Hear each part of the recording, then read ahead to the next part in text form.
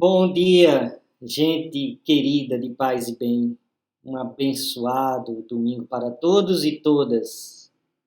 Hoje, primeiro domingo depois do Natal.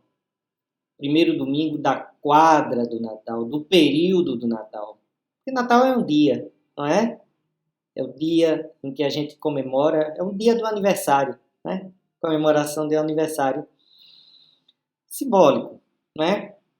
De Jesus de Nazaré, do menino Deus, Emanuel, Deus conosco, o seu nascimento. A gente celebra nesse dia a festa do aniversário de Jesus. Como foi o seu Natal?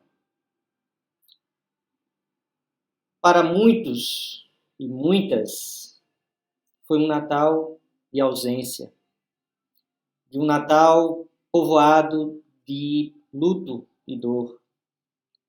Um Natal também sem comida no prato, de fome, de tristeza.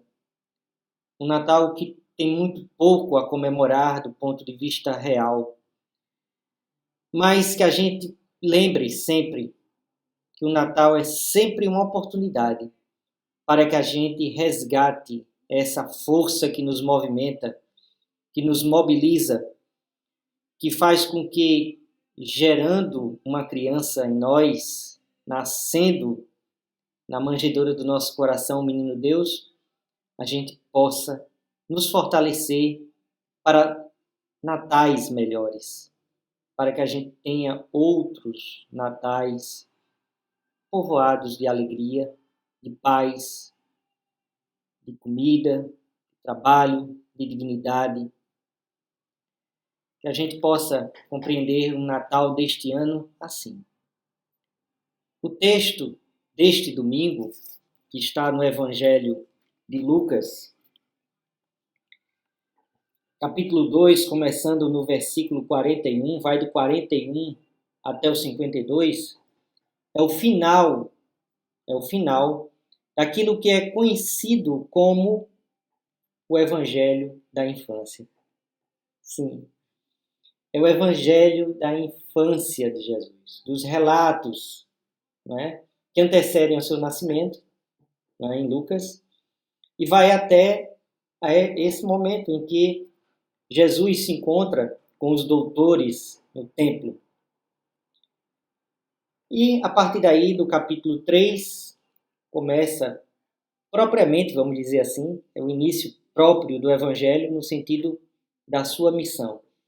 Em outro Paz e Bem, eu tive a oportunidade de falar sobre esse início, não é? Em que Lucas contextualiza no tempo e espaço, fala das autoridades e fala do anúncio de João Batista. E aí, né, todo o ministério de Jesus.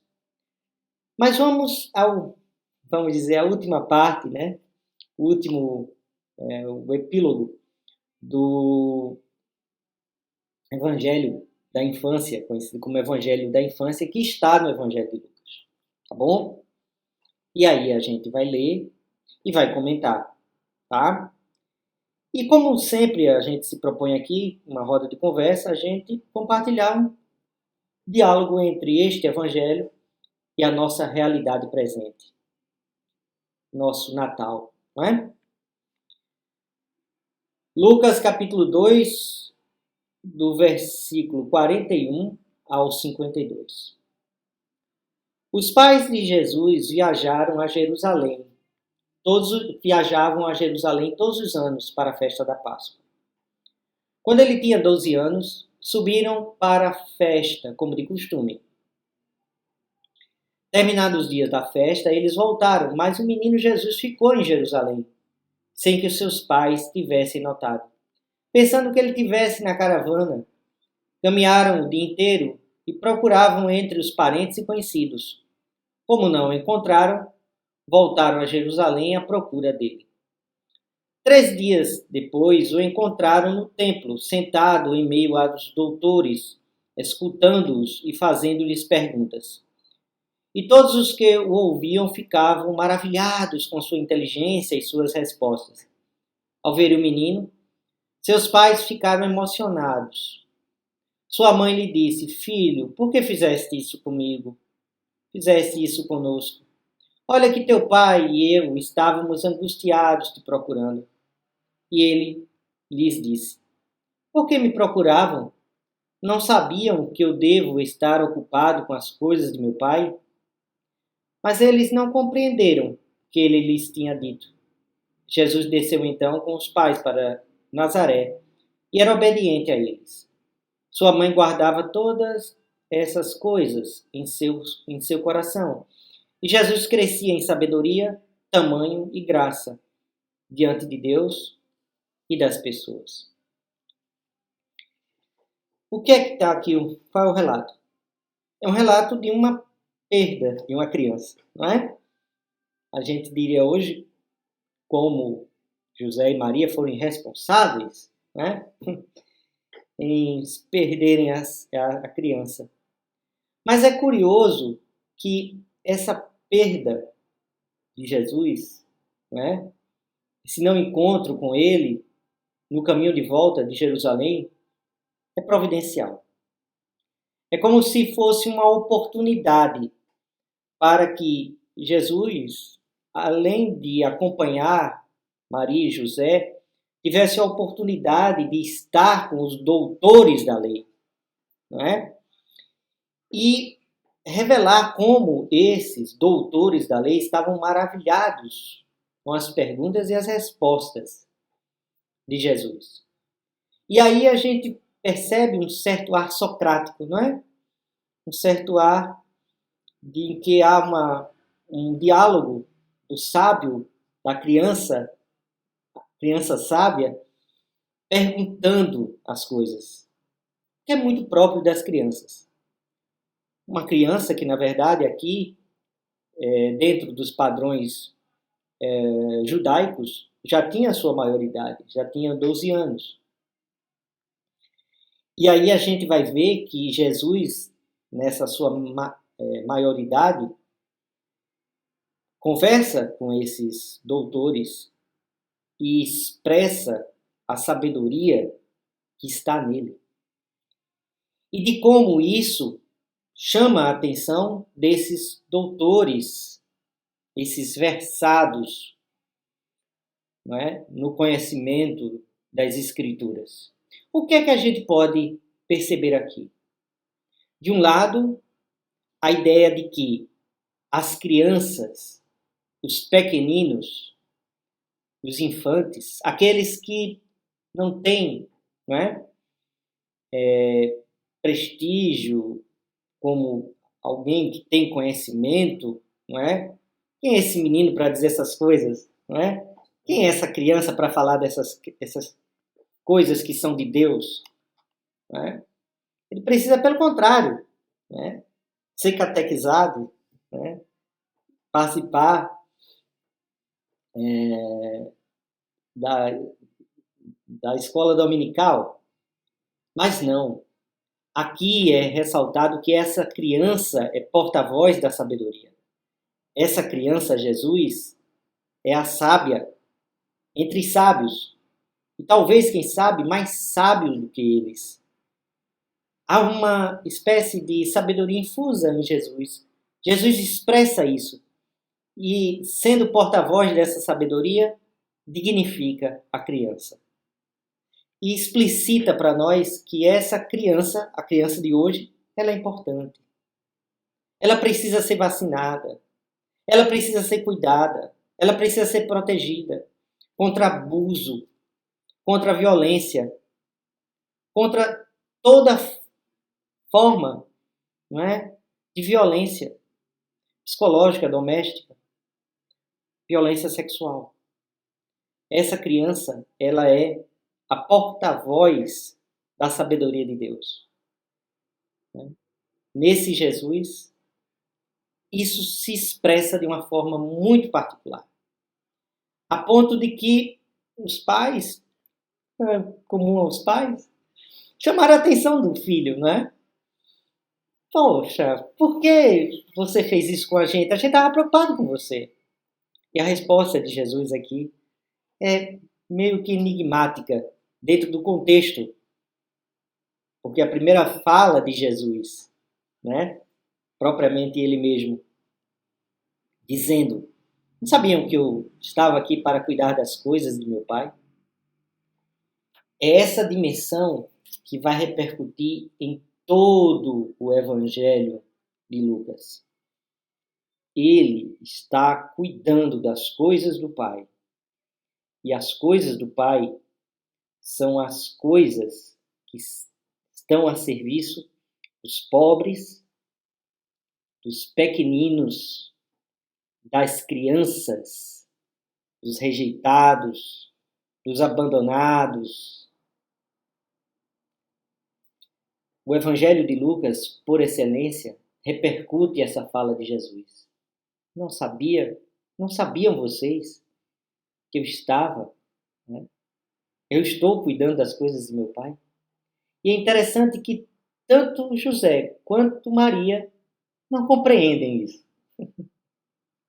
Não são possuidores dessa sabedoria que a criança é, que a criança Jesus é. Que a criança Jesus, que é uma sobrevivente do genocídio. Porque Herodes, né, logo depois do seu nascimento, né, editou uma lei para que todas as crianças, até 1 ano de idade, fossem assassinadas. Esse genocídio das crianças, implementado pelo Estado, entre aspas, não é? A gente não pode pensar no Estado dentro da compreensão que a gente tem hoje, moderna, de Estado. Mas dentro desse poder, né, que Herodes, né, na sua esperteza, na sua raposice política, sabia que deixar Jesus viver era um atentado contra o seu poder, porque a fala e o testemunho desse era uma fala e testemunho profético contra, né, contra o poder estabelecido. São as mesmas forças que se unem para matar o profeta, né, o precursor João Batista. E Jesus vai ser esse que vai cuidar das coisas do Pai. E as coisas do Pai é o reino dos pequeninos, das crianças, dos mais frágeis, dos vulneráveis, dos excluídos, dos rejeitados, dos órfãos e das viúvas. São essas pessoas que o Evangelho de Lucas vai apresentar. E aí, isso termina, esse Evangelho, esse capítulo, né, essa parte conhecida como Evangelho da infância em Lucas, diz que Jesus crescia em sabedoria, tamanho e graça diante de Deus e das pessoas. E aí uma pergunta sempre recorrente, e a gente precisa conversar um pouco, até por curiosidade. E aí, o que é que Jesus, né, depois desse acontecimento dos 12 anos, fez? Estava. O próximo capítulo 3 vai falar que Jesus estava caminhando, né, para ser batizado por João Batista, já aos 30 anos. Né? Então, o que é que a gente pode dizer? Bem, há uma série de ideias, não é, sobre onde estava Jesus. Alguns dizem que ele foi para o Egito, outros para a Índia, né? Outros para Glastonbury, na Inglaterra, uma escola druídica, enfim. Em tudo isso existe a ideia de que ele foi encontrar, se formar, encontrar sabedoria, né? E se formar no sentido da sua formação espiritual. Bem, não há nenhuma comprovação, nada que diga, fale disso. A única certeza que a gente precisa compreender, e aí eu acho que é um sentido extremamente forte, é que, como diz o Evangelho, Jesus crescia em tamanho e graça diante de Deus. Ou seja, ele fazia o nosso percurso. No percurso da vida de Jesus, fazia com que ele crescesse, se desenvolvesse, fizesse sua trajetória espiritual vivendo, amando, sofrendo. Não se fala mais de José, já Jesus adulto. Possivelmente, ele sofreu com o luto do pai, não é? O pai deve ter morrido. A gente pode supor, pelo silêncio em relação a José. Então, são essas questões que a gente precisa compreender. Jesus crescia, como eu e você crescemos, ou desejamos crescer diante da graça de Deus. Ele preparou para nós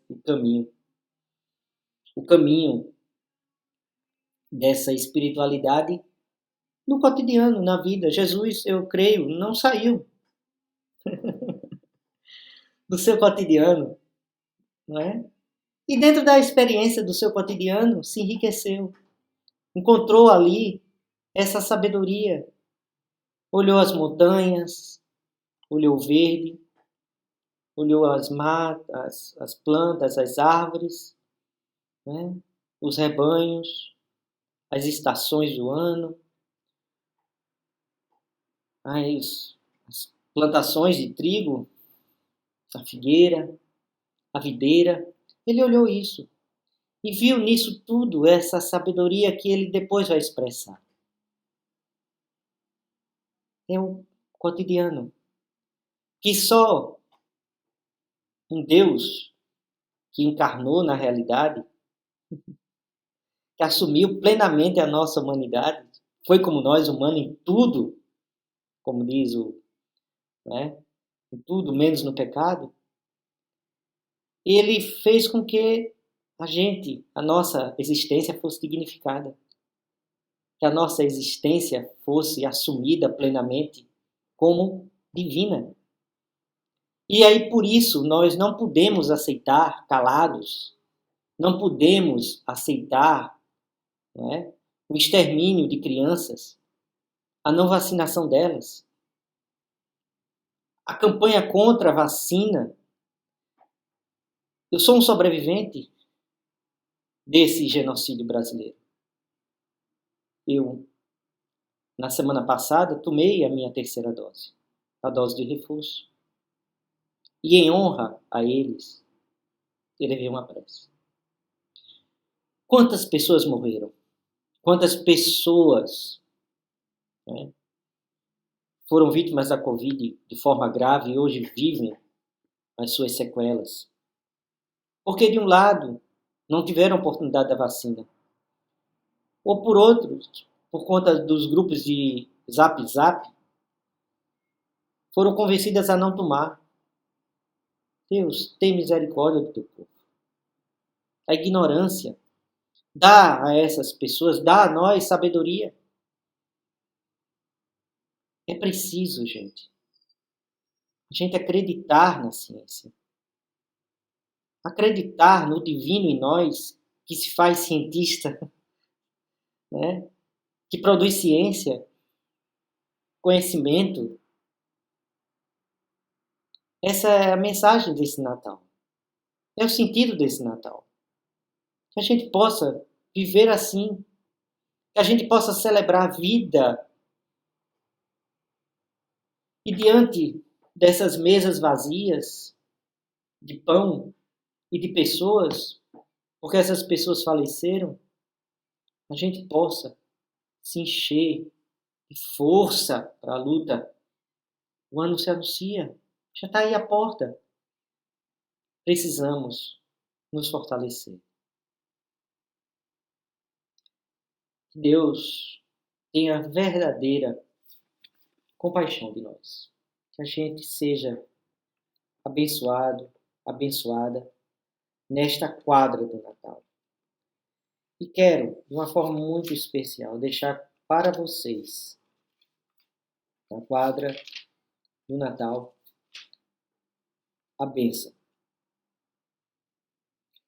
Recebam a bênção.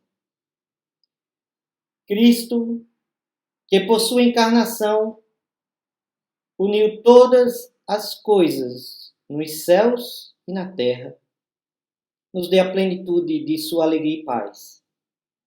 E a bênção de Deus Onipotente, Pai, Filho e Espírito Santo, seja conosco e conosco habite eternamente. Amém. Uma abençoada quadra de Natal, né? Período de Natal. Que a gente possa viver até o dia 6 de janeiro, né? Festa da Epifania, em que se encerra esta quadra, a gente possa viver nessa dimensão encarnada na vida, comprometida com as lutas sociais, com os pobres, com os rejeitados, com os excluídos, com os banidos, né? Desses poderes, que a gente possa verdadeiramente ser sinal, estrela, guia, nesses tempos de escuridão e noite. E um convite aqui, né? Próximo, mais tarde, às 21 horas, ofício ao fim do dia. Tá bom? Vamos orar para nos fortalecer. Que Deus nos abençoe mais uma vez, gente. Abraço. Até o próximo domingo.